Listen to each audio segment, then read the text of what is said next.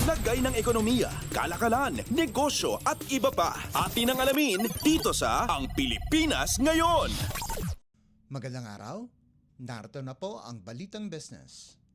Posibleng maramdaman na ng publiko ang mas murang imported na bigas na darating sa bansa simula sa buwan ng Agosto.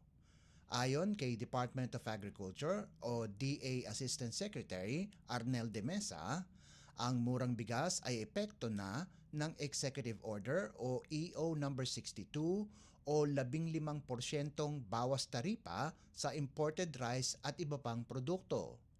Sinabi pa ni de Mesa, 15 araw mula nang ilathala ang kautusan sa pahayagan at Official Gazette, magiging epektibo ang EO sa Hulyo 6. Dahil dito, batay sa pagtaya ng Philippine Statistics Authority o PSA, mababawasan na ng 6 na piso hanggang 7 piso ang presyuhan ng imported na bigas. Paglilinaw pa ni de Mesa, nasa sa ilalim pa ito sa pagsusuri kada 4 na buwan upang makita kung epektibo ang EO para makabili ng mas murang bigas ang mga mamimili. Lagay ng ekonomiya, kalakalan, negosyo at iba pa. Atin ang alamin dito sa Ang Pilipinas Ngayon. Naitala ng Bangko Sentral ng Pilipinas o BSP ang 105 bilyong dolyar na Gross International Reserves o GIR ng Pilipinas. Mas mataas ito sa 102.6 na bilyong dolyar noong buwan ng Abril.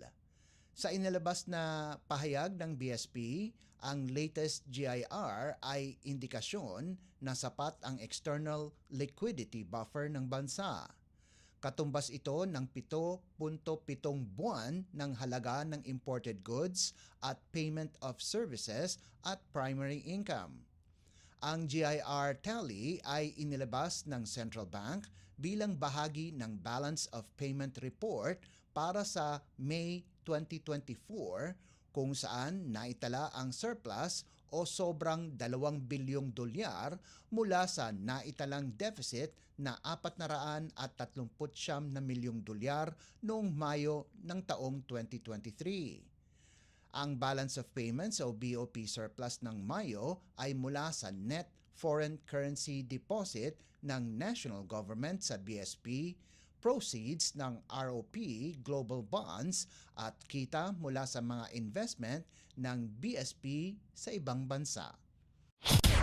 Lagay ng ekonomiya, kalakalan, negosyo at iba pa. Atin ang alamin dito sa Ang Pilipinas Ngayon.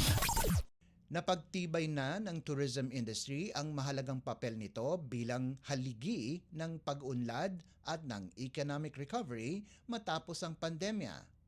Ayon sa Department of Tourism o DOT, ito ay bunsod ng naitalang 6.21 milyong employment para sa mga Pinoy nitong 2023. Paliwanag ng DOT, halos makamit nito ang target na 6.3 milyong employment sa turismo para sa 2028 o 4 na taong mas maaga sa target. Ang naturang mga datos ay base sa pinakahuling